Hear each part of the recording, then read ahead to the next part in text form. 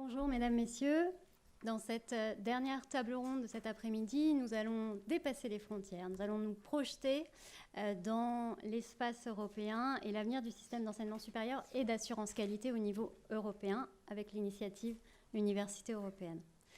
Comme nous aimons parfois le rappeler à nos collègues européens, il s'agit d'une impulsion française, comme vous le savez, avec un premier discours du président Macron et ensuite un développement européen lors du Conseil de Göteborg fin 2017. Aujourd'hui, l'initiative Université européenne est une des mesures phares dans la construction d'un espace européen de l'éducation. Elle a donné lieu fin 2018 à un premier appel à propositions pilote, dont les résultats ont été annoncés en juin 2019. 54 projets déposés, 17 alliances sélectionnées, 14 avec des établissements français, 114 établissements de 24 pays différents aujourd'hui engagés dans ce nouveau modèle qui vont pouvoir bénéficier de cette impulsion et également d'un financement européen et d'un financement français pour certains. Autrement dit, déjà une forte mobilisation des établissements, mais aussi des autorités nationales et bien sûr des agences d'assurance qualité. Car bien évidemment, l'existence et le développement de ces nouvelles alliances interrogent nos méthodologies en matière d'assurance qualité, nous incitent à nous adapter à ces nouveaux enjeux, mais également à alimenter et poursuivre un dialogue renouvelé, resserré, avec les établissements qui participent à ces alliances.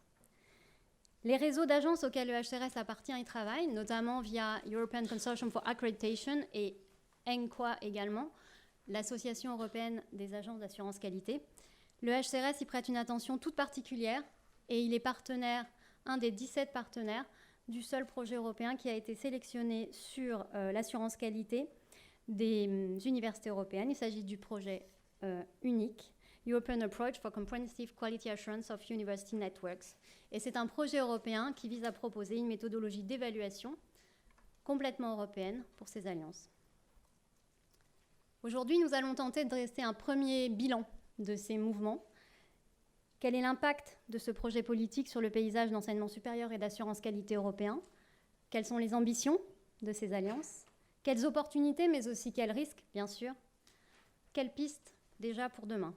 Voici parmi bien d'autres les quelques questions que nous allons tenter d'évoquer avec vous cet après-midi, avec l'ensemble du panel, mais bien évidemment avec votre concours. Et on vous en remercie par avance.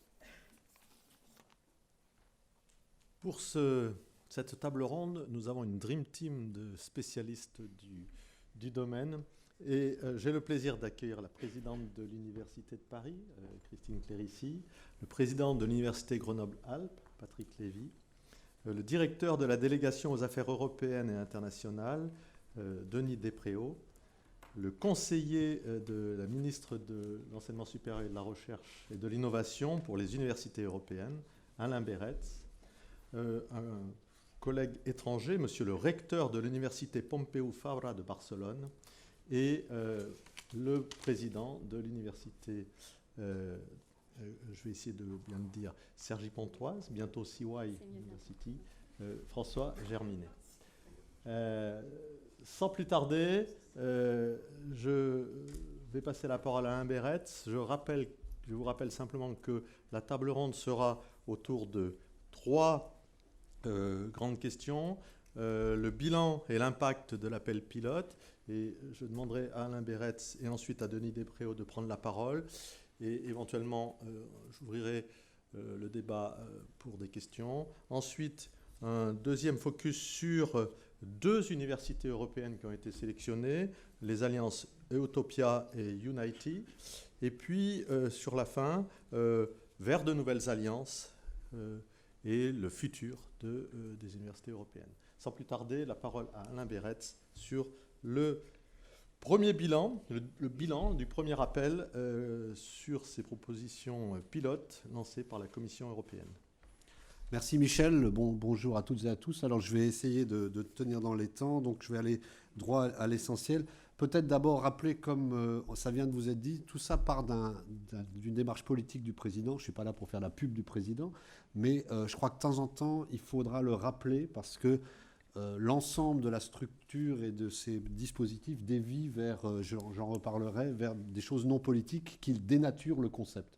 Et je crois que c'est important de rappeler que c'est un concept politique. Accessoirement, d'ailleurs, autre illustration de ça, je ne suis pas chargé de mission de mon ami la ministre de l'Enseignement supérieur, de la Recherche et de l'Innovation, mais bien du Premier ministre. C'est-à-dire qu'il s'agit, ce n'est pas une question de rang, ça veut dire que c'est une question qui préoccupe le gouvernement dans son ensemble et c'est une stratégie européenne. Je pense que ça, il faut le rappeler aussi. Ce n'est pas juste un dispositif technique.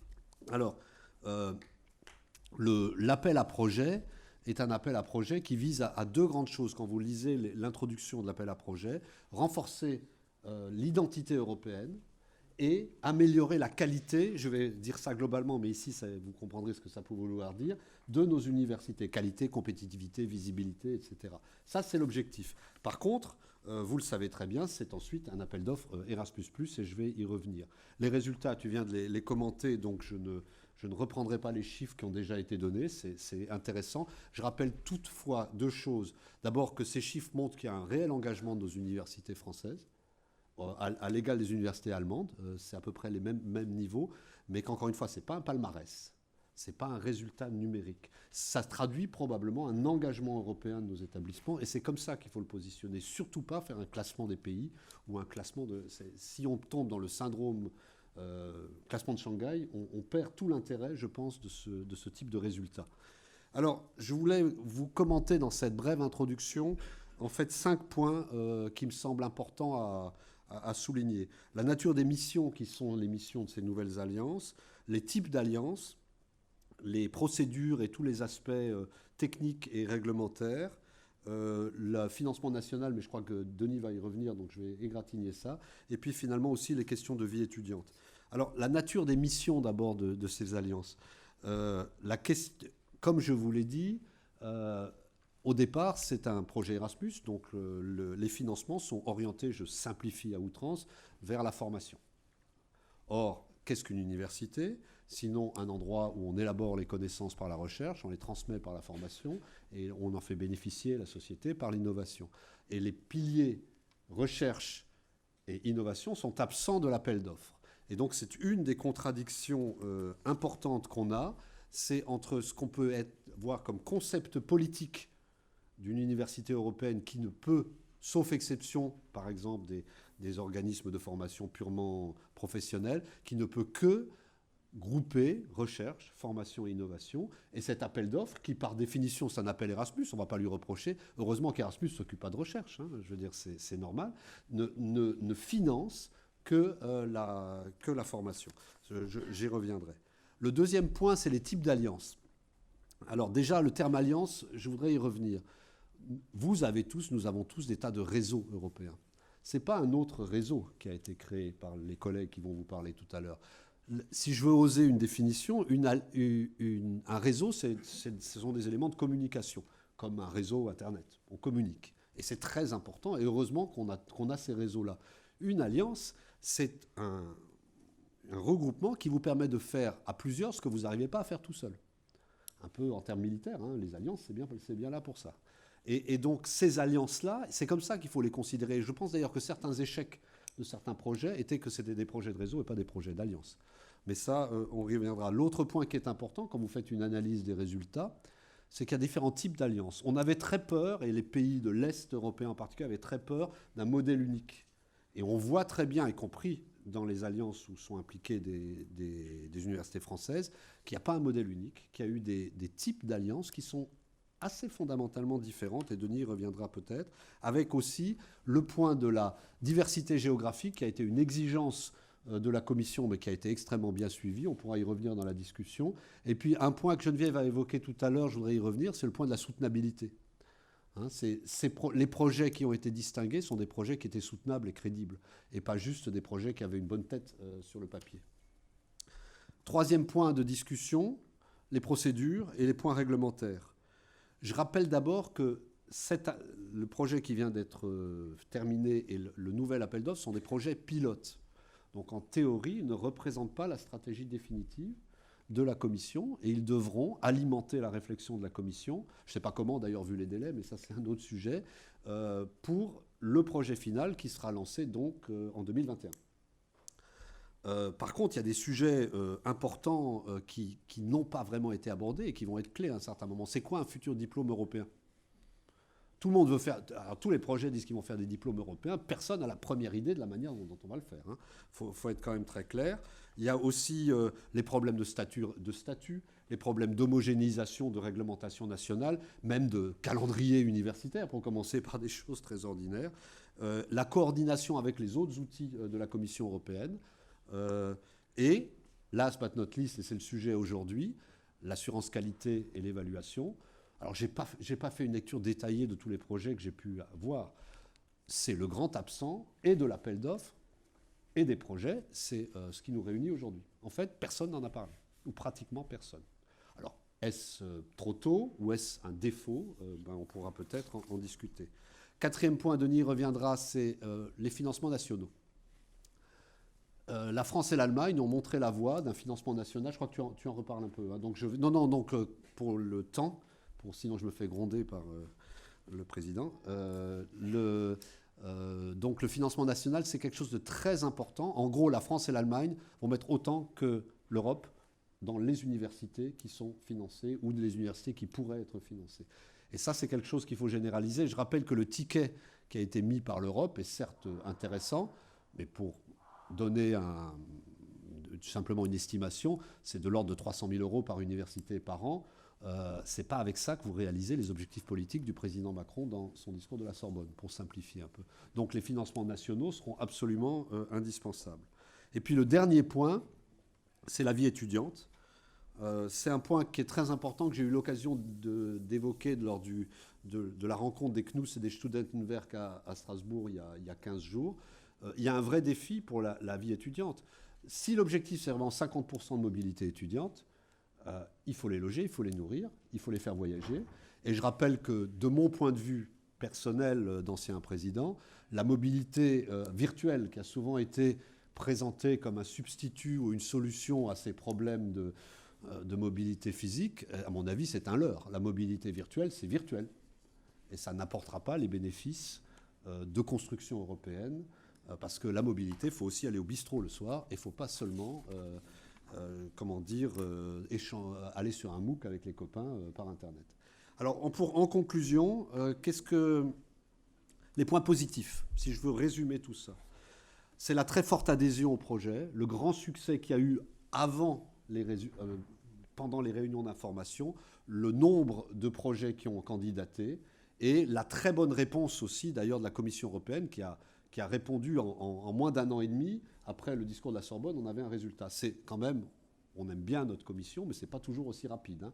Donc ça, c'est vraiment très positif. Ça a donné une image pro-européenne de la France. Alors ça, si vous n'êtes pas pro-européen, vous m'excuserez.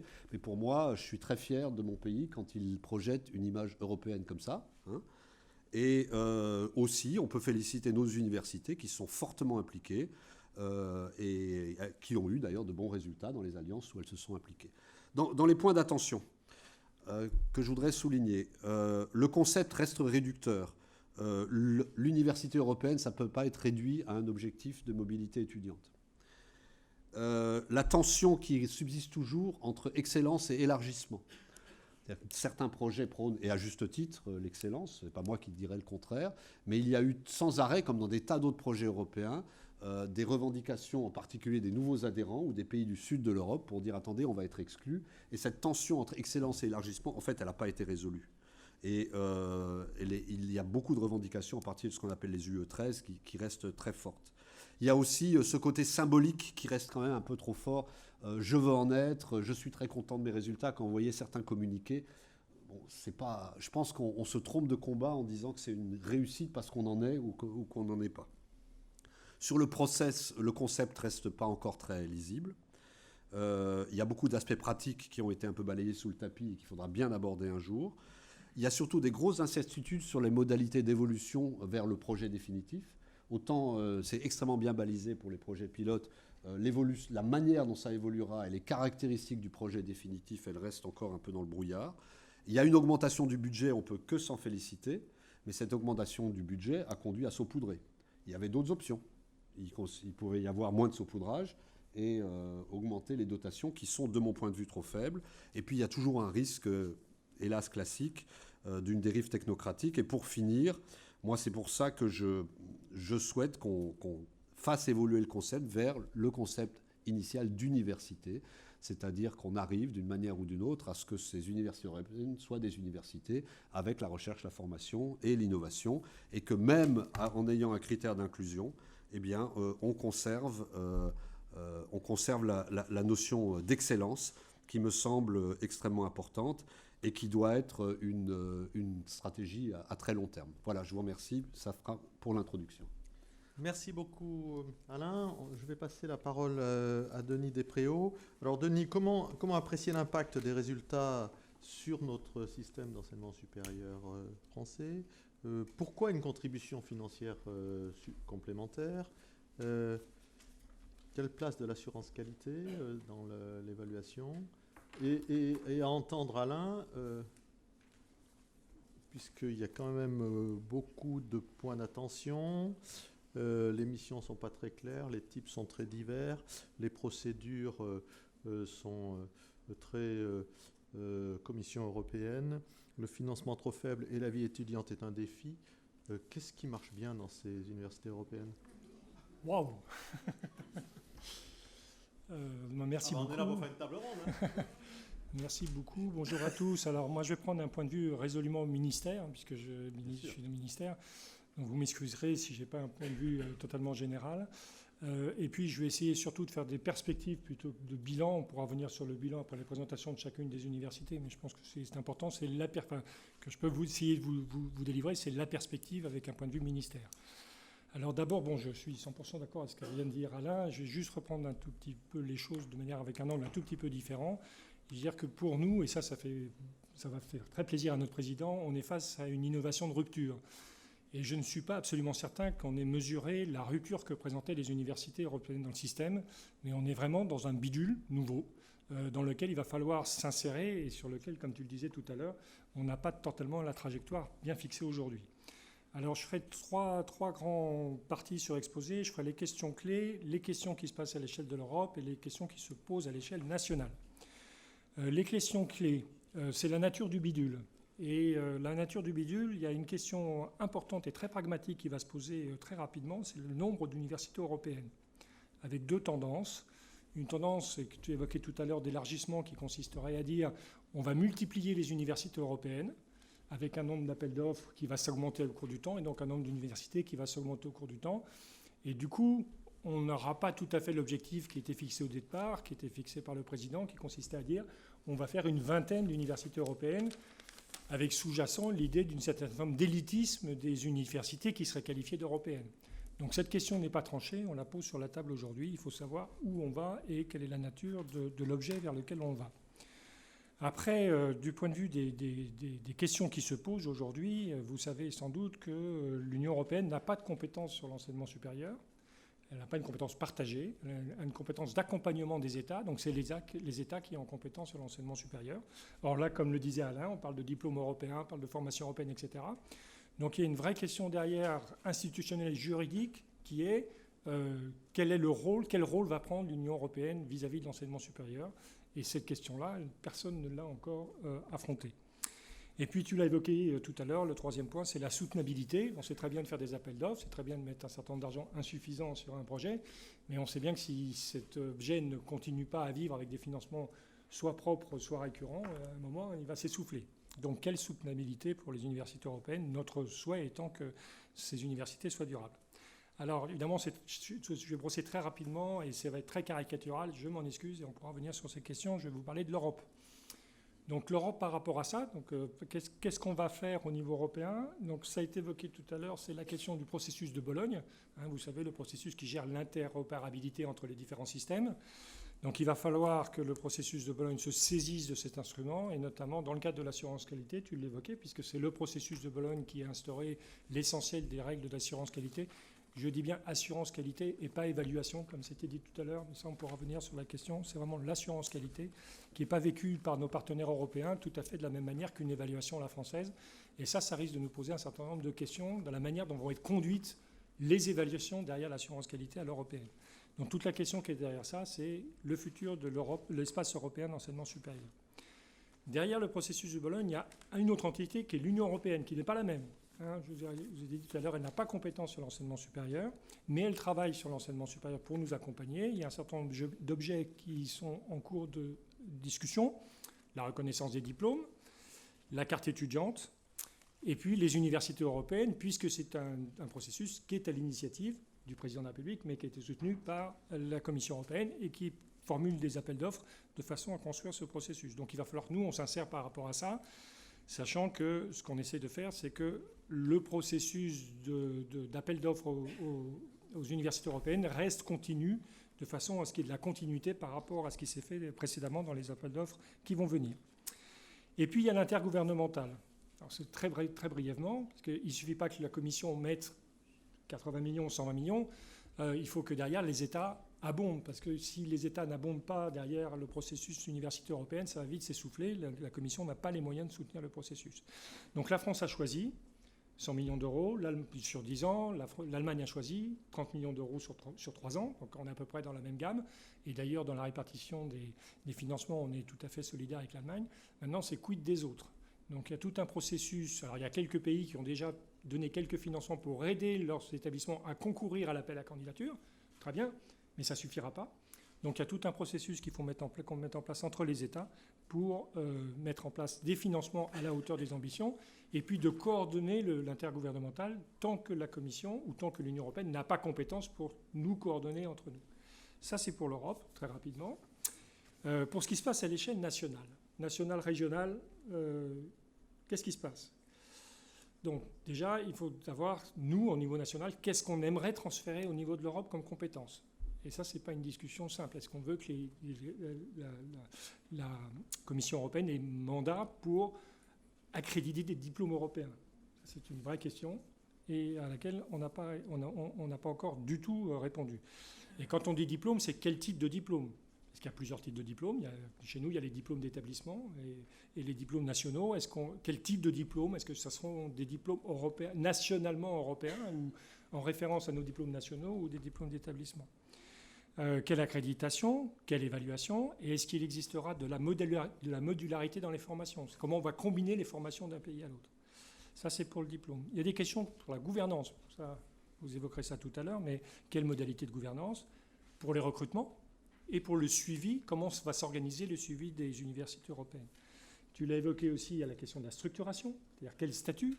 Si tant est qu'il faille un statut, mais certains pensent qu'il faut un statut. Donc quel type de statut? Des statuts européens, des statuts associatifs, hein. La question des droits d'inscription, qui ne sont pas du tout les mêmes d'un pays à l'autre. Donc comment on va gérer cette relation entre les établissements à travers les droits d'inscription? Et puis, last but not least, mais l'objectif, c'était, comme tu disais, de la mobilité étudiante, mais aussi de la mobilité des staffs académiques et de l'ensemble des staffs universitaires. Il est évident que les financements qui sont aujourd'hui à disposition ne permettent pas d'atteindre l'objectif qui a été fixé par le président de la République de 50% de mobilité étudiante, dans lequel nous incluons aussi les staffs, et qu'il va falloir trouver des moyens d'atteindre ces objectifs. Voilà, c'est très très rapidement, et bien sûr on pourra revenir sur chacun de ces sujets si vous le souhaitez. Merci. Comment qualifieriez-vous, tous les deux, la position de la France? Est-ce que la France joue un rôle moteur ou un rôle de suiveur ou a une position singulière? Comment vous positionnez, Alain et Denis? Oui, je commence. Très clairement, on a un rôle de leadership. C'est-à-dire que tous les États se retournent vers nous en nous disant, c'est le président Macron, et comme le dit Alain, c'est vraiment agréable aujourd'hui dans les instances européennes, parce que la France, mais ça nous donne aussi une responsabilité, c'est d'être en mesure de répondre nous-mêmes aux questions que nous avons soulevées. Voilà, donc toutes les questions que j'ai évoquées tout à l'heure, le transfert à l'échelle de l'Europe, la capacité à donner un mandat de diplomation à l'échelle européenne. Donc le président Macron a dit qu'il y aura des diplômes européens. Donc on est obligé d'y aller, mais je dirais, c'est pas naturellement spontané dans notre administration et vis-à-vis de l'enseignement supérieur en général de partager ses compétences avec les autres pays. Donc il va falloir qu'on soit en mesure de vraiment continuer à prendre l'initiative. Merci Denis. Alain? Oui, je pense qu'on est bien évidemment d'accord. Qu'est-ce que je pourrais rajouter à ce que Denis a déjà dit? D'abord, la France s'est aussi positionnée sur un axe franco-allemand, Alors c'est à double tranchant l'axe franco-allemand. Bon, il m'est particulièrement cher vu mon origine géographique, mais en fait, quand vous êtes dans les réunions internationales et que vous vous pointez, les Français et les Allemands ont dit ça, vous avez tous les autres qui disent que c'est pas bien. En gros, j'exagère un peu, mais il faut faire très attention parce que ça génère des susceptibilités. Mais si donc il s'agit d'être diplomate, cependant l'exemple qui a été donné par la France et l'Allemagne d'une démarche conjointe et d'une stratégie conjointe, je crois que c'est extrêmement encourageant. Il faut simplement faire attention aussi à l'ouverture. Ça, effectivement, je veux dire à nouveau ce que Denis a dit, quand vous vous déplacez à l'international, ça a quand même changé assez radicalement le positionnement d'un Français. Nous ne sommes pas des représentants officiels, ou si officiels, mais je veux dire, l'image de la France à l'international et particulièrement à l'Europe a radicalement changé. C'est impressionnant. Vous allez dans une réunion européenne, on est conçus comme aujourd'hui des moteurs de l'Europe. Et je ne suis pas sûr que ça reflète toujours la réalité, mais c'est vraiment très intéressant. Alors il faut maintenant que collectivement on surfe dessus. Et j'ajouterai enfin, moi je vais revenir, image de la France, il y a aussi l'image de nos universités, mais on va les entendre dans un instant. Nous avons deux fois plus, nous avons en coordonnateur plus de coordonnateurs que n'importe quel autre pays, et 2 fois plus que les Allemands. Je ne sais pas si c'est un hasard, c'est des petits nombres, alors il ne faut pas non. Mais ce n'est pas un communiqué de victoire, c'est dire que là aussi, il y a une prise de responsabilité de nos collègues qui ont dit oui, je vais coordonner. Coordonner, c'est du boulot, ils vont nous le dire. Là aussi, donc il y a un changement de paradigme. Maintenant, il faut que ça soit sincère. Moi, je suis sincèrement européen, tout le monde ne l'est pas. Il faut être sûr que ça reflète une volonté partagée de changer de paradigme et d'avoir une partie de nos activités et une partie de nos intérêts passer au niveau européen. Ça, on verra ce que ça donne. Bien, donc nous allons passer à la deuxième partie, un focus sur deux alliances. Et là, je passe tout de suite le micro à Solange. On parle d'Europe, on a parlé de la situation française, peut-être d'un moteur français. On va enchaîner avec la situation espagnole. Si on essaye de comparer un petit peu avec la situation française, quel bilan côté espagnol? Comment les choses sont-elles vécues? Voit-on se dessiner un nouveau paysage de l'enseignement supérieur côté espagnol? Et la question avait été déjà rapidement évoquée, un financement complémentaire va-t-il être octroyé? Monsieur Cadel. Permettez-moi de penser, moi je vais me restreindre aux minutes qui m'ont dit que je devais faire. Laissez-moi seulement de penser quelques secondes pour remercier HCRS pour m'inviter et pour dire aussi que je me sens d'une façon très particulièrement touché d'être ici parce qu'il y a déjà plus de 20 ans, un très cher ami, Jean-Yves Pouillot, décédé il y a, malheureusement, il y a quelques mois, m'avait invité à faire quelques cours à Jussieu, quand Denis Diderot était à Jussieu avant la crise de l'amiante, et de façon que j'appartiens un petit peu à la communauté élargie de l'Université de Paris, et je m'en sens très, très, très fier. Merci beaucoup. Alors, pour répondre à cette question, je voulais dire 4 choses, 4 très, très rapides perspectives. La première, c'est que, pour ce qui disait juste maintenant Solange en posant la question, on est obligé à se poser la question qu'est-ce qu'une université? Une question qu'on ne se pose pas très souvent, parce qu'il y a beaucoup d'habitudes. La sourdine, comme disait Proust, si je ne me trompe pas. Il y a beaucoup de sourdine dans la réflexion des universités sur leur métier, sur leurs obligations et sur sa façon d'être. Mon idée, c'est que c'est une occasion pour penser ce qu'on appelle l'autonomie universitaire. C'est un énorme lieu commun qui n'est pas très développé. Je pense que les universités sans système ou avec un système très simple. Quand la situation actuelle, je ne parle pas que de l'Espagne, je pense, mais je vais parler de l'Espagne puisqu'on me demande de l'Espagne, la situation actuelle, c'est beaucoup de systèmes et peu d'autonomie. Ça, c'est mon premier avis. Et cette occasion de Erasmus+, bien qu'il vienne d'un côté, d'une façon très latérale, me semble une bonne occasion pour repenser le rôle des universités en elles-mêmes, hors du système, hors des habitudes, hors des sourdines qu'il y a dans les fonctions des universités. La deuxième chose, c'est que dans notre groupe Utopie, qui va présenter, je l'ai déjà dit une fois, et je répète, présenter beaucoup mieux que moi François Germinet, mais dans Utopia, on a 6 universités qui ont devant elles du parcours. Il y a des universités splendides, excellentes au monde qui sont arrêtées. Et tout leur travail, c'est de se maintenir. Et ça a beaucoup de mérite, parce que se maintenir aujourd'hui, ça a beaucoup de mérite, surtout si on se maintient dans un niveau d'excellence très haut. Mais il y a beaucoup d'universités en Europe magnifiques qui ont comme objectif se maintenir. Nous avons un groupe de 6 universités qui ont comme objectif se développer parce qu'elles ont vraiment un parcours devant elles. La troisième observation, avant-dernière, c'est la perspective espagnole directement.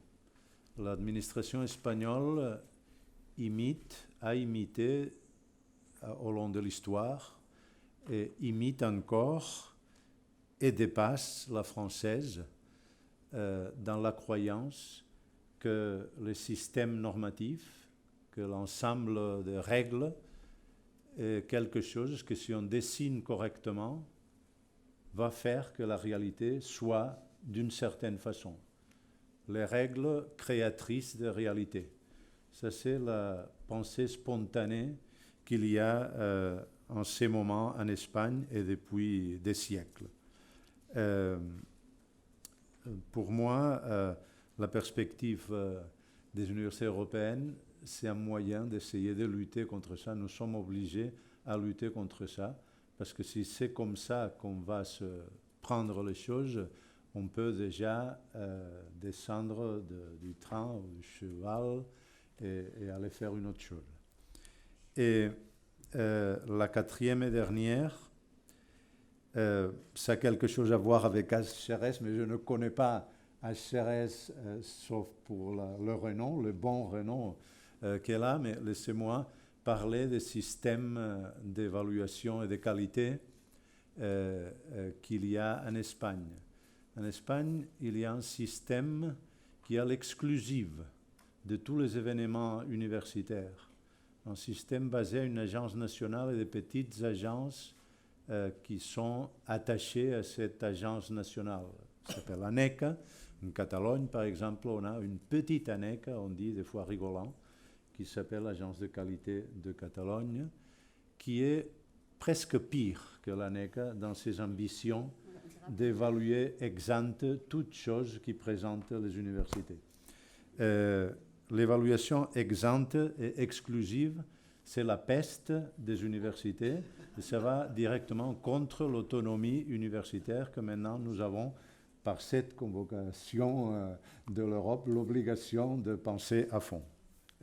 Voilà, c'est ça, d'une façon très brève, ce que je voulais dire. Merci beaucoup. On a commencé à évoquer Utopia.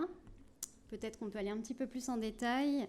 Monsieur Germier, si vous voulez bien nous faire une rapide présentation de Utopia et peut-être aussi les prochaines étapes, le calendrier, les réalisations prévues. D'accord, merci beaucoup. Je profite aussi de rebondir sur la question de la salle pour remercier la région Île-de-France pour son soutien depuis le début dans notre affaire. Merci, merci. Et puis pour l'éventuel soutien futur, sonnant et trébuchant peut-être. Et voilà, en tout cas, juste pour la... plusieurs manifestations préparatoires à notre dossier ont eu lieu, soit en présence, soit carrément dans la région Île-de-France, parce qu'on veut travailler cet élément lié à la région, placemaking, dont parlait le recteur. Alors, Utopia, d'abord, c'est 6 universités. La VUB à Bruxelles, donc l'université libre mais flamande. la Freie Bruxelles Université, voilà, mais je ne vais pas le dire très bien, l'université de Slovénie, qui est l'université de Ljubljana en Slovénie, qui est l'établissement porteur du projet, l'université de Gothenburg en Suède, la Pompeu Fabra donc à Barcelone, l'université de Warwick en Angleterre, et puis l'université de Cergy-Pontoise avec votre serviteur. Et puis on a défini, donc c'est structuré en 7 work packages, si vous voulez juste des détails. Les work packages traditionnels qui sont imposés, à savoir management d'un côté qui est assuré par le porteur, et puis l'autre qui est un passage obligatoire qui est Dissemination and Sustainability, là, qui est assuré par Cergy. Et puis 5 autres, knowledge/research d'une part, éducation, formation, mais également les questions d'inclusion, les questions de placemaking et les questions internationales. Voilà, et on s'est répartis, on est chacun leader et co-leader sur tous ces work packages-là. Et donc la construction de l'Alliance est à l'image d'un certain nombre d'autres constructions, c'est-à-dire ça s'est fait de manière orthogonale à tous les réseaux ou liens qu'on avait finalement les uns et les autres. Question se posait de savoir, même pour beaucoup d'universités, faut-il privilégier le réseau européen dans lequel on travaille déjà ? Et puis rapidement, on est un certain nombre à nous être aperçus que ça serait difficile d'arriver à expliquer pourquoi un réseau qui a sa raison d'être n'a fait que travailler en réseau et n'a pas eu d'éléments de transformation plus importants. Comme le disait Alain, c'était des échanges d'informations, éventuellement de lobbying, mais jamais la volonté de constituer des universités ensemble et d'avoir une politique commune avec un impact réel dans l'établissement. Et donc, finalement, les uns et les autres, on a appris à se connaître par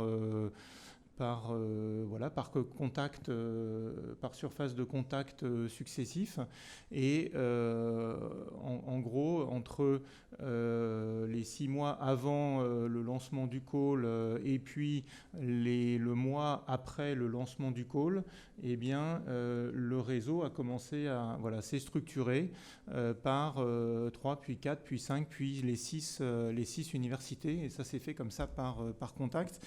Ce qui signifie que pour un certain nombre d'entre nous, nous sommes aperçus qu'a posteriori, nous avions tous dans nos universités des relations les uns avec les autres, c'est-à-dire des chercheurs qui se connaissaient, etc. Mais en tant qu'institution, on ne se connaissait pas forcément, sauf, je vous dis, en bilatéral.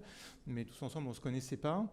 Et 6 mois avant, et peut-être que ce qui est rapidement ressorti, c'est qu'il y avait une sorte d'alchimie entre les présidences et les forces en marche dans chacune de nos universités.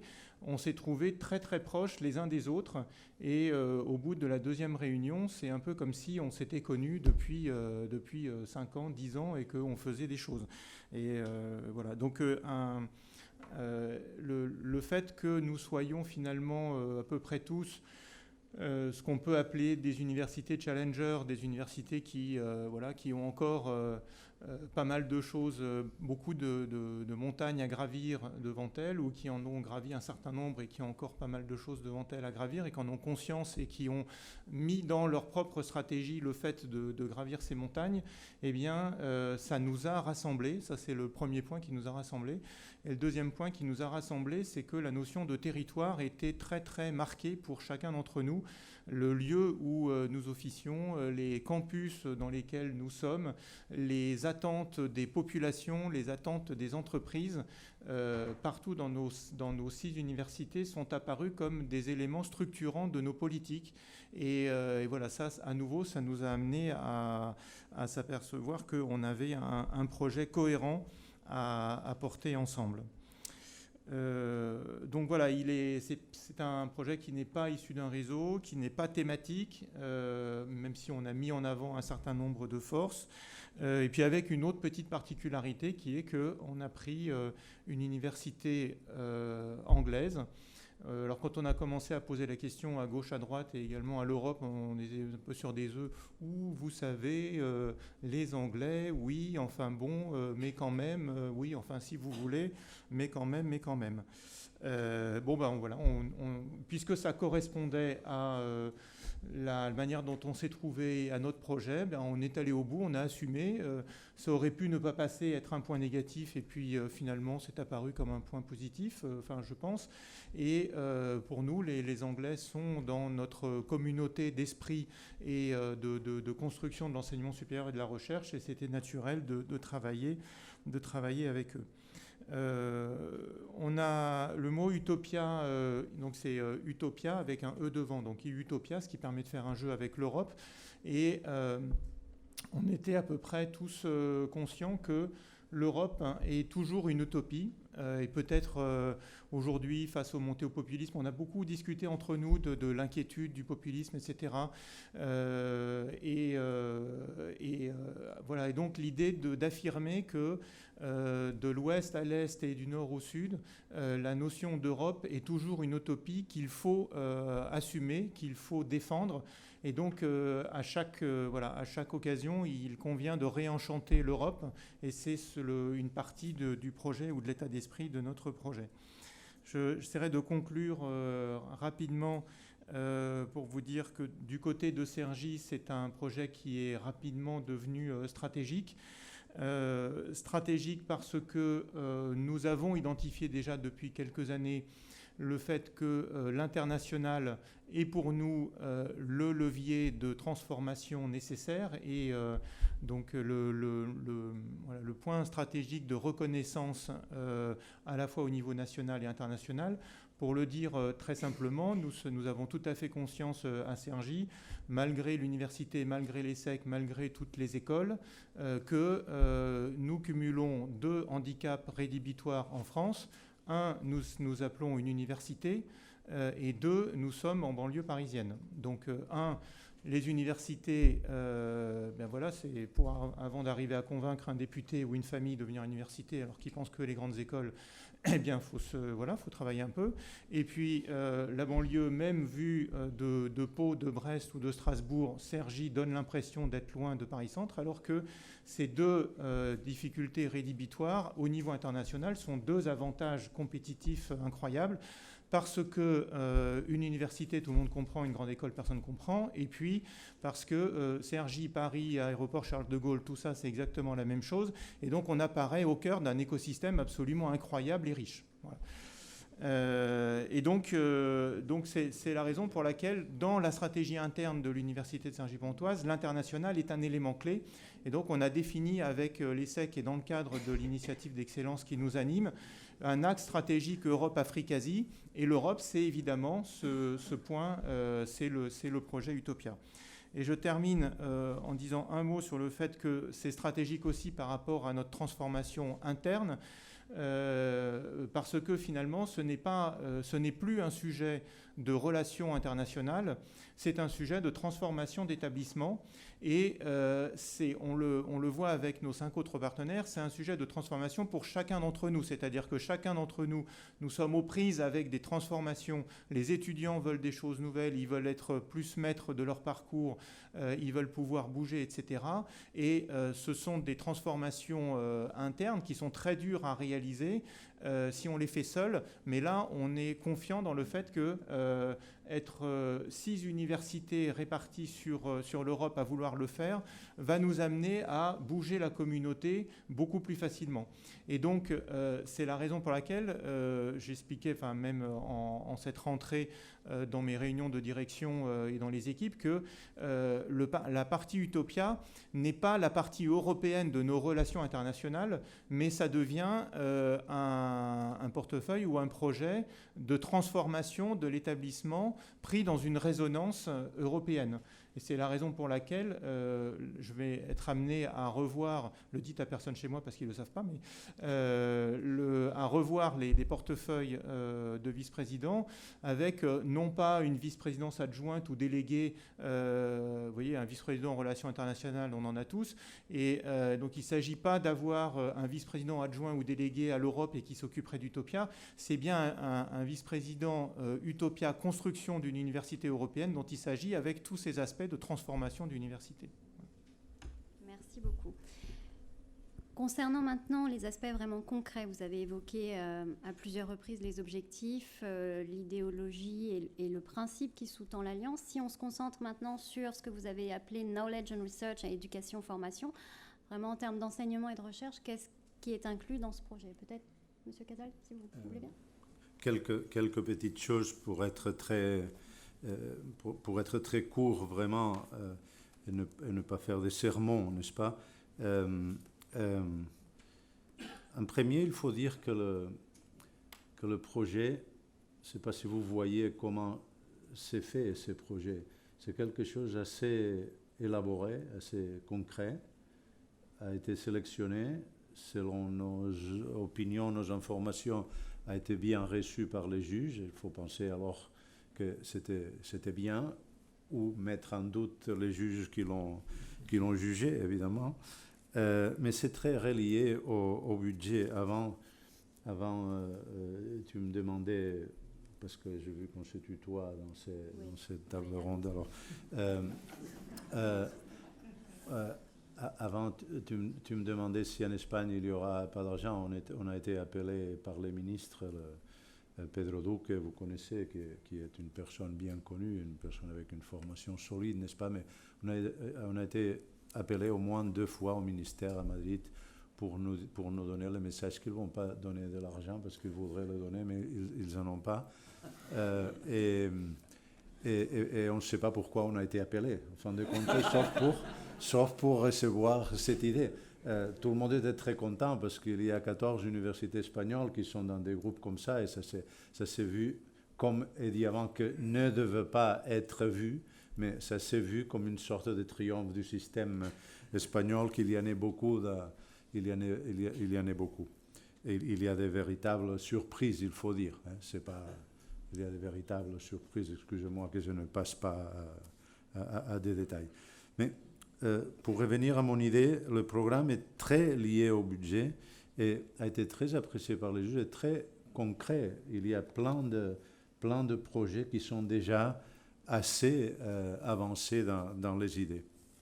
Laissez-moi vous dire, par exemple, quelque chose. Avant, je pense qu'Alain a dit que la recherche ne peut pas être le centre de ce programme parce que c'est un programme Erasmus, en effet. Alors le teaching and learning, ça doit être considéré en premier lieu, mais évidemment, ce qu'on prétend, c'est faire un projet complètement imbibé de l'esprit de recherche, parce qu'il n'y a pas enseignement, il n'y a pas éducation s'il n'y a pas la recherche. Et il y a aussi une idée d'une contribution à une société progressiste qui voit dans la connaissance une sorte de nouvelle économie, une économie basée sur la connaissance qui peut faire les gens, les peuples peut-être plus heureux et plus riches. Il y a des idées comme le passeport de l'étudiant, que tous les étudiants aient comme une sorte de document où est identifiée la totalité de leur parcours universitaire dans Utopia. Il y a l'idée d'une plateforme numérique commune. Il y a une idée très insistante, si vous voulez vous dédier seulement feuilleter le projet, de flexibilité en toute direction, commençant par la flexibilité linguistique. Il y a l'idée de demander d'une façon suffisamment véhémente à NQA de nous faire reconnaître, de décider, comme j'ai essayé de dire avant, que si une université devrait être souveraine, imaginez 6 universités ensemble, s'ils ne peuvent pas être souveraines au moment de décider quelle est la valeur des projets qu'ils présentent. Par conséquent, l'idée de commencer par une sorte de certification par l'agence de chaque pays de tout ce qu'on prétend faire, ça c'est un contresens. Et ça se voit, je crois, très clairement dans les programmes. Il y a par conséquent une idée d'une véritable, le mot qu'on dit, c'est un mot prononçable, intertransmultiflex, non partout. L'idée d'avoir un degré ouvert. Aujourd'hui, les universités sont faites, et en Espagne, ça c'est une véritable exagération, les universités sont faites du point de vue de l'enseignement par un système de titres, de façon qu'on commence depuis la première année. En France, de ce point de vue, est beaucoup plus raisonnable. Mais imaginez qu'en Espagne, depuis la première année, c'est-à-dire depuis les 18 ans après le bac, ou l'équivalent au bac en Espagne, les étudiants ont déjà son école du premier moment. J'ai une fille qui a 18 ans, maintenant en 3e de médecine à 18 ans. C'est vrai qu'elle a commencé un peu avant parce qu'elle est née à la fin de l'année, elle a sauté un cours. Il y a des choses comme ça. À 18 ans, je vois ma fille déjà, sans avoir fait à l'université autre chose que les réquisites, je ne sais pas si c'est un mot français, que les exigences pour devenir docteur du premier moment, sans avoir passé ni un seul moment en une classe d'histoire ou de littérature ou de philosophie ou de physique ou de mathématiques, n'est-ce pas? Semble un peu bizarre. Alors nous, on voudrait récupérer l'idée des degrés ouverts, de façon que ça se détermine au fur et à mesure qu'on avance dans l'enseignement, quel est le profil final. On y a l'université avec des grandes portes d'entrée et de plus petites fenêtres d'issue, n'est-ce pas? L'idée de la science ouverte, évidemment, open science, et l'idée, pour faire une compilation de tout, de à quel point la recherche et l'éducation sont des phénomènes fertiles pour déterminer l'expérience d'une seule communauté, que ce qui veut apparemment l'Europe, ce qui voudrait apparemment l'Europe, une communauté de progrès scientifiques qui nous amène à quelques questions profondes sur les institutions, un nouveau concept institutionnel. Qu'est-ce que je voulais dire avec l'idée de repenser qu'est-ce qu'une université, et cette occasion, on ne devrait pas la perdre. Et c'est comme ça, je crois que je peux décrire peut-être un peu trop, d'une façon un peu trop abstraite, mais pour être très court, notre projet. Si on rebondit sur ce que vous venez de dire, l'intertransmultiflex, en termes de gouvernance de l'Alliance, peut-être aussi en termes d'assurance qualité, est-ce que ça représente quelque chose au sein de votre Alliance, M. Germinet? Alors, ça fait partie des Work Package de toute façon attendus. T'es sûr que tu veux qu'on définisse ça? En tout cas, on est voilà, il y a bien sûr la question de la mobilité des modules à partager, etc. Mais évidemment derrière la certification et puis des doubles diplômes. Donc on est, comme je vous ai dit, ça fait pas 20 ans qu'on travaille ensemble, même si on a l'impression que c'est le cas. Et donc là, on est en train de faire des cartographies de nos formations. On a des échanges dans tous les sens. On a des équipes d'un côté et de l'autre, partout sur les 6 universités qui se rencontrent, des juristes entre juristes, des économistes, etc. On fait des voyages et il y a beaucoup de projets qui sont en train de se monter. On envisage des joint institutes chez les uns et chez les autres pour pouvoir débuter des programmes à la fois de type bachelor, c'est-à-dire licence, et puis de niveau master. Et puis on a commencé d'ores et déjà, de manière bilatérale, et ça va s'élargir au niveau du réseau, des thèses cofinancées.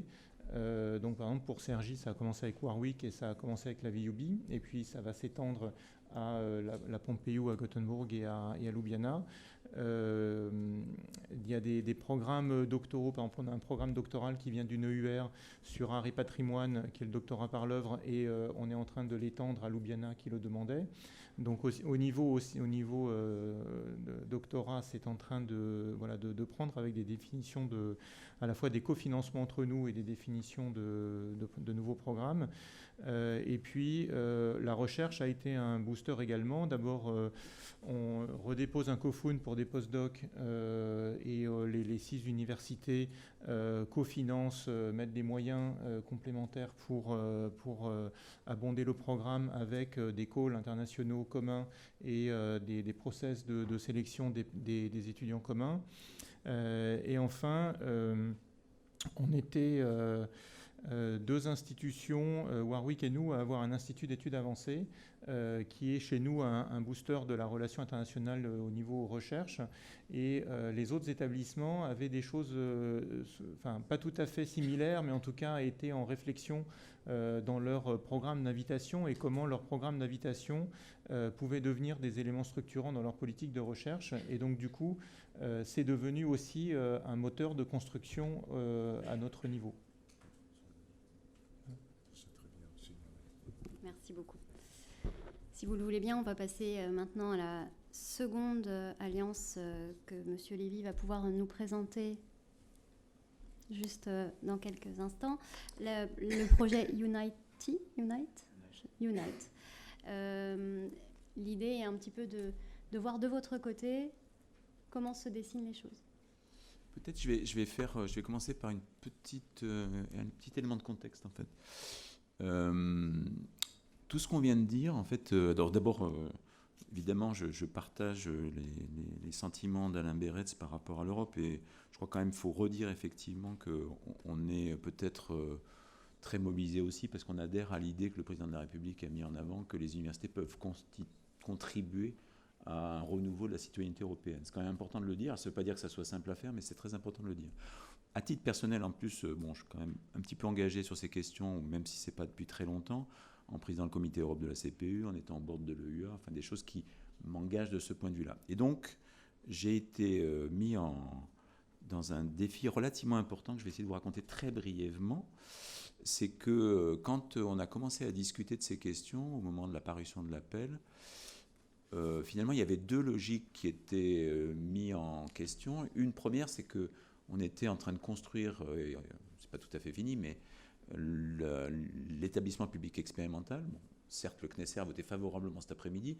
Michel Costner me disait que c'était très mauvais signe, mais bon, quand même, malgré tout, c'est pas tout à fait négligeable. Et donc ça, c'est quelque chose qui nous a quand même beaucoup occupés. Mais les établissements ont continué à vivre leur vie, et donc avec le soutien du site, de la communauté, etc., Grenoble INP avait déposé un dossier qui est justement Unite, dont je vais vous parler après.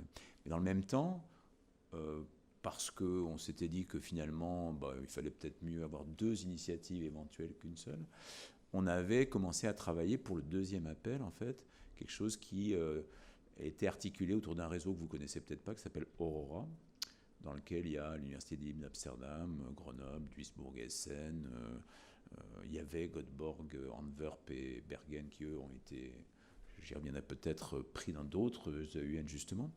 Et donc, ces réseaux, en fait, il faut bien le comprendre, étaient questionnés et même percutés, en fait, par l'appel d'offres EUN. Pourquoi ? Parce que les ressources des universités ne sont pas infinies, la politique internationale, elle n'est pas centrée que sur l'Europe, et par ailleurs, on va le voir peut-être, les EUN ne résument pas même la stratégie européenne des universités, singulièrement sur la recherche. Si je prends les 50 premiers partenaires de l'Université Grenoble-Alpes en recherche, il y en a quand même beaucoup d'Anglais, beaucoup d'Allemands qui sont des tas etc., et beaucoup de Suisses aussi. Donc ce que je veux dire, c'est que du coup, on a essayé de construire quelque chose qui préserve ce réseau Aurora.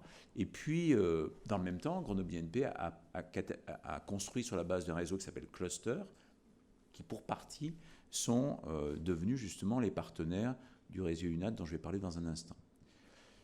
Si je raconte ça, c'est simplement pour dire qu'à un moment donné, et c'était très bien, le réseau Unite a été labellisé, la question s'est posée de dire, finalement, cette future université Grenoble-Alpes, cet établissement public expérimental, peut-il avoir 2 universités européennes, potentiellement? Et la réponse, après longue discussion avec le cabinet de la ministre, le GPI, on en a dit 2 mots à Alain Beretz, mais Alain était resté très neutre sur ces questions, évidemment, et à Denis Despréaux, a été que c'était quand même compliqué. Compliqué parce qu'en fait, le Grenoble INP ne s'est pas présenté tout seul, il s'est présenté aussi au nom du site et avec la cohérence qu'on souhaite donner, puisque Grenoble INP va être un établissement composante de l'Université Grenoble-Alpes. C'est ce qui a donc été voté au CNESER cet après-midi. Alors, ça n'a pas été une situation très simple pour moi, parce que moi j'étais le leader de l'autre projet, donc il m'a fallu expliquer à mes petits camarades que ça n'allait pas être tout à fait possible, etc. Alors, du coup, qu'est-ce que c'est que Unite? Alors, l'autre chose quand même, parce que j'ai aussi une autre chose à dire, c'est que quand même, le fait que ça soit un financement structurant dans le cadre des grandes universités de recherche, pour nous, n'est pas négligeable. Non pas tellement la somme, ça, bien sûr, elle n'est pas négligeable, mais ce qui est important quand même, c'est les éléments, autour de la signification politique de ça. Donc, on ne pouvait pas ne pas être adossé au SGPI, et il était très clair qu'à partir du moment où Unite était labellisé, ce serait d'une part porté par l'Université Grenoble-Alpes, même si l'opérateur évidemment restera Grenoble INP au sein de cette université, qu'il y aurait un enjeu d'extension, je vais y revenir, et que donc c'était la cohérence, même si ce n'était pas plaisant d'expliquer à des gens à qui on a travaillé pendant des mois qu'on allait faire autrement.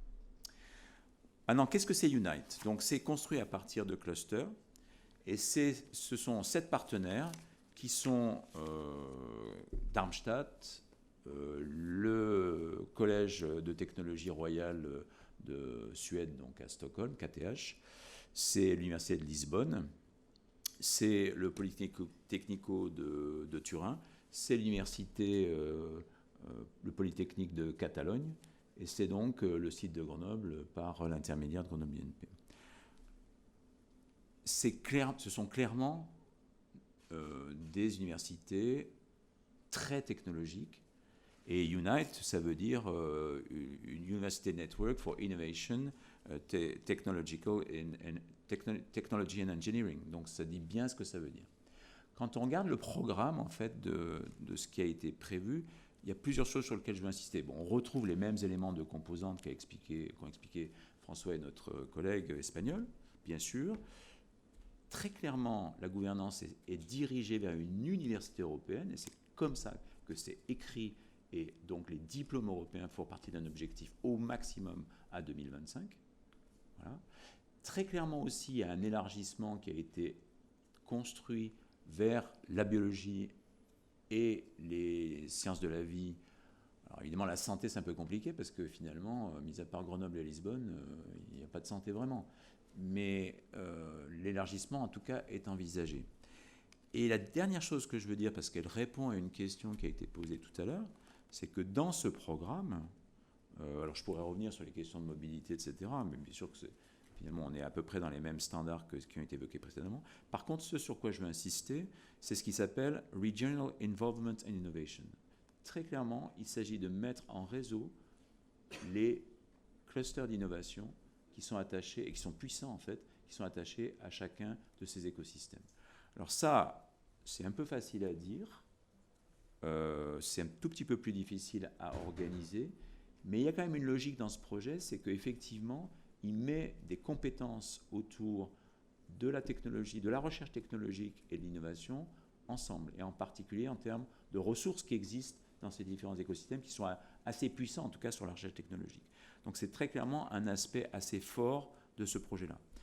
Après, sur le plan de l'innovation pédagogique, il y a énormément de choses qui sont assez innovantes et qui sont proposées. Globalement, il y a évidemment un campus virtuel, il y a toute une série de choses, quelque chose qui s'appelle Teaching and Learning Academy, il y a un certain nombre d'éléments assez forts sur innovation-recherche. Et je vais finir en disant que pour moi, il y a quand même une question qui est posée, qui a été évoquée d'ailleurs et par Denis et par Alain, et un petit peu par mes collègues précédemment. La question de la recherche est une question qui n'est pas négligeable. Alors ça fait beaucoup de discussions, semble-t-il, entre les directions de la Commission. Ça fait discussion peut-être entre les États, je ne sais pas exactement de quelle façon, mais quand même, quand on regarde tous les consortia, sans exception, aucun ne peut résumer sa recherche ou même dire que c'est une partie très importante dans le consortium qu'il a constitué. Je veux dire, c'est pas... Et c'est une question fondamentale, parce que si une partie de Horizon Europe est consacrée, ce que je trouve légitime, bien entendu, à l'EUN, il faut quand même se rappeler que d'abord que la recherche, c'est bottom-up, hein, ça ne se fait pas top-down, et que d'autre part, en tout cas pour ce qui concerne Grenoble, et je crois que c'est quand même vrai pour beaucoup, notre recherche ne se fera pas prioritairement dans cette université européenne. Bien sûr, une part existe, mais elle est quand même, au plan de l'ensemble de la recherche internationale qui est faite, assez minoritaire. Je pense que c'est important de s'en rappeler, parce que si on veut faire croire qu'on va qu'on va contribuer massivement à l'espace européen de la recherche par les EUN, je pense qu'on se trompe. D'abord, c'est pas vraiment faisable. Bien sûr qu'il faut le favoriser. Moi, je suis tout à fait pour que la recherche soit dedans, mais en conservant bien l'idée que ça ne peut pas être la partie majoritaire. C'est forcément minoritaire.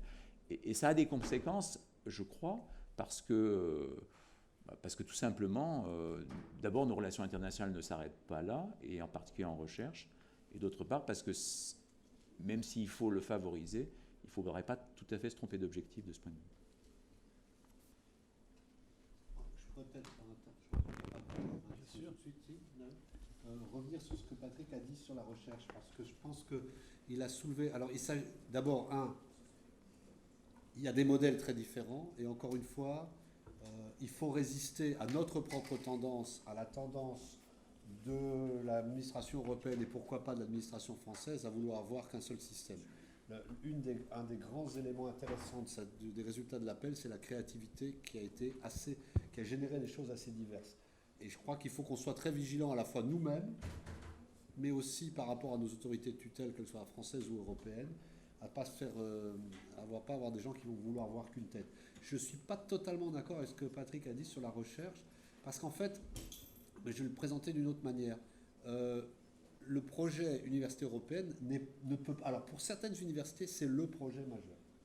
C'est le projet central pour certains collègues. C'est le projet qui permet de passer à une autre dimension et qui est le projet central de l'université. Pour d'autres universités, c'est un projet important dans un certain cadre, mais il y en a d'autres. On est dans une structure matricielle. Il ne faut pas maintenant aussi que ce soit l'arbre qui cache la forêt et qu'on se retrouve à avoir le projet d'université européenne qui soit le seul. Par contre, Grenoble, c'est un très bon exemple. C'est une université de recherche de niveau mondial qui a manifestement des éléments en recherche qui ne recouvrent absolument pas la cartographie de ses partenaires que tu viens d'évoquer. Mais ça n'empêche pas de faire de la très bonne recherche dans le réseau aussi. Je pense que c'est ça qu'il faut voir. Je prétends encore, et ça a été même dans les éléments précédents, ce qui fait la différence entre une université et d'autres éléments d'enseignement supérieur, c'est la recherche. C'est quoi une université par rapport à d'autres institutions post-bac, comme on dit en France? C'est la recherche. Et donc, de mon point de vue, politiquement, il faut bien séparer l'aspect financement et l'aspect projet stratégique.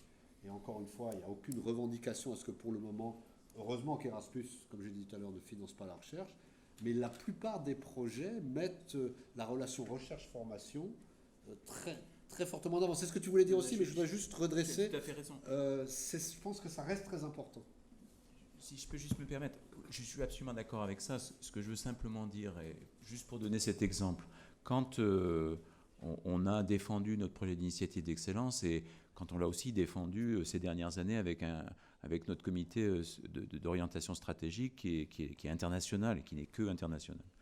Ce qui nous a été dit, c'est de dire, et c'est normal, choisissez des partenaires stratégiques. Qu'est-ce que c'est qu'un partenaire stratégique? C'est un partenaire que vous choisissez dans tel ou tel pays et vous mettez des moyens. Et les moyens, c'est quoi? C'est simple, en recherche, c'est des thèses, des post-docs, du financement des masters pour sélectionner les meilleurs étudiants, et puis des moyens qui sont mis sur les projets.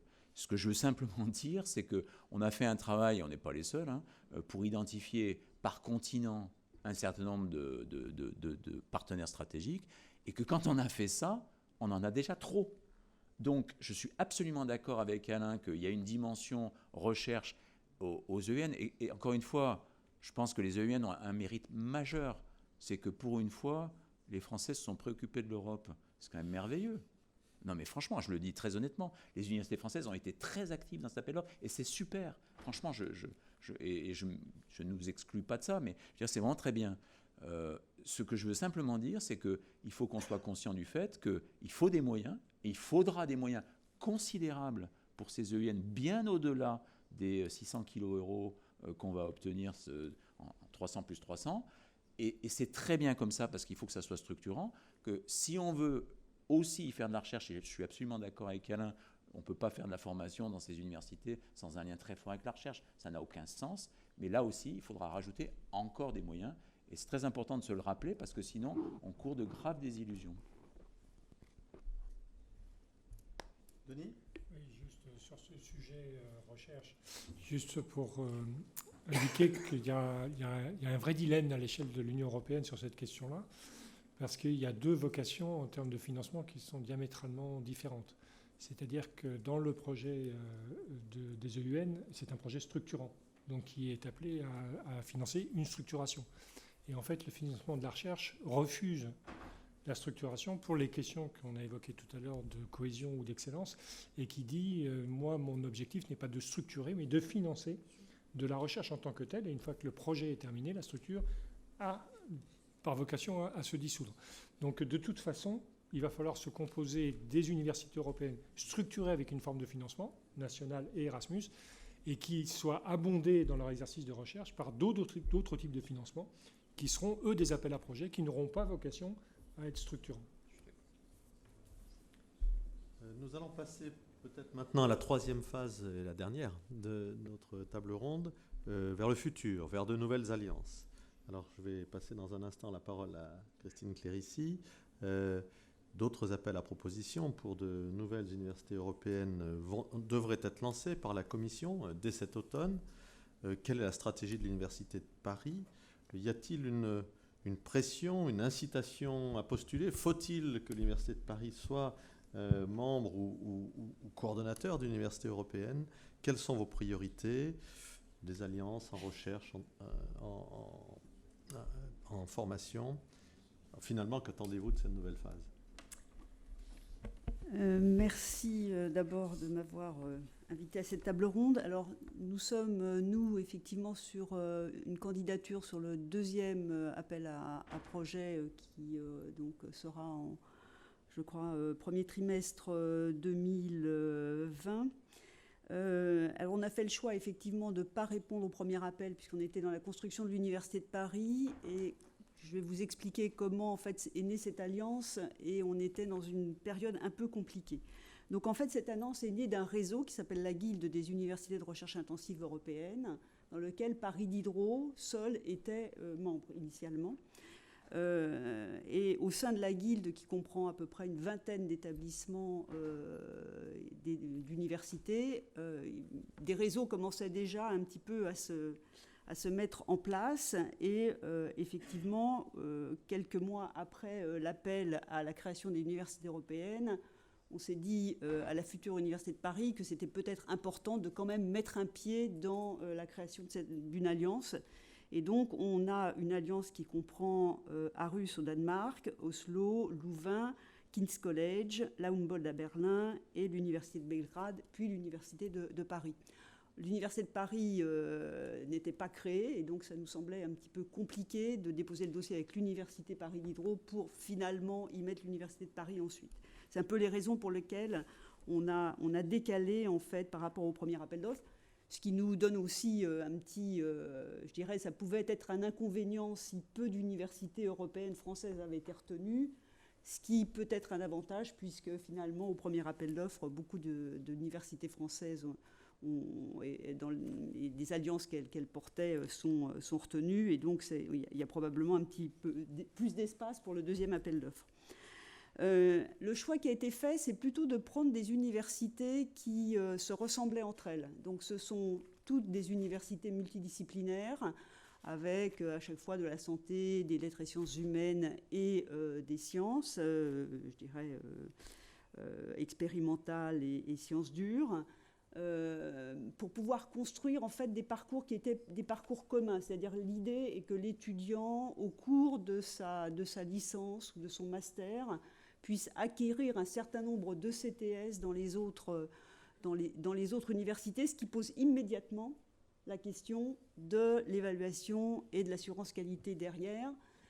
Alors, on a réglé un tout petit peu le problème au départ en se disant c'est des universités de même niveau, et donc le diplôme in fine qui comprendra des ECTS venant de plusieurs universités devrait être de bonne qualité. Donc voilà, ça ne posera pas de problème. Mais en tout cas, derrière, ça va vraiment poser une vraie question sur ce diplôme qui sera pour nous un diplôme européen. Donc on arrive tout de suite un peu dans le vif du sujet. Alors après, je ne vais pas revenir sur ce qui a déjà été dit pour les deux autres alliances européennes, parce qu'on est tous globalement, vu que c'est quand même assez dédié à la formation, sur les mêmes objets, donc sur des plateformes communes, sur effectivement des diplômes communs.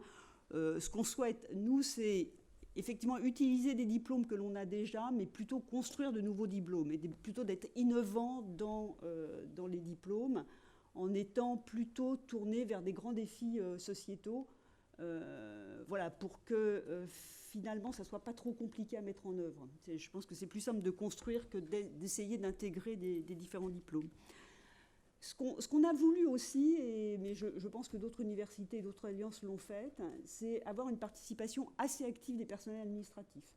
Donc on a déjà bien sûr des réunions, je dirais quasiment mensuelles, mais on a des réunions spécifiquement dédiées avec les personnels administratifs, qu'ils s'occupent des ressources humaines, du budget, des relations internationales, parce qu'on veut confronter aussi nos manières de faire entre universités. Et là, on arrive tout de suite un peu aussi à l'élément dont on a parlé depuis ce matin, c'est-à-dire que le degré d'autonomie des universités ne sont pas les mêmes. On va se trouver confronté effectivement à des universités allemandes qui reçoivent des financements plutôt de la région, alors que nous on a plutôt des financements nationaux. Des universités qui ont peu de financements nationaux, mais qui ont beaucoup de ressources propres, notamment à travers leurs droits d'inscription, etc. Et donc, là aussi, ça va être un point un petit peu tendu. Donc, on pense qu'on a quand même à régler, même si on est labellisé en février-mars prochain, on a quand même à régler un certain nombre de questions avant l'université définitive qui vont quand même... la rapidité avec laquelle on va pouvoir répondre à ces questions va être assez déterminante pour l'appel d'offres définitif. Parce que si on voit que c'est quelque chose de trop compliqué à construire, je ne suis pas sûre que toutes les universités aillent. Donc il y a un gros travail de la part, je pense, à la fois des tutelles, de notre part, pour savoir comment, quand même, les universités françaises qui sont dans le classement de l'EUA avant-dernière en termes d'autonomie, s'intègrent avec des universités qui sont très autonomes. Voilà, donc on a juste un petit travail qui est important. On a derrière aussi, évidemment, la recherche. Alors nous, on l'a un petit peu, je dirais, on a évacué ce problème en se disant qu'effectivement, il y avait déjà des liens assez forts entre les universités et qu'on allait construire, je dirais, de façon un peu plus forte la recherche. Mais comme cela a été dit, en fait...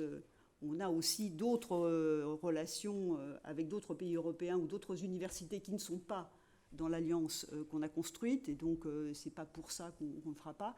Il y a un vrai enjeu pour nous aussi à ce que cette université européenne, finalement, soit complètement, je dirais, intégrée dans l'esprit de nos étudiants.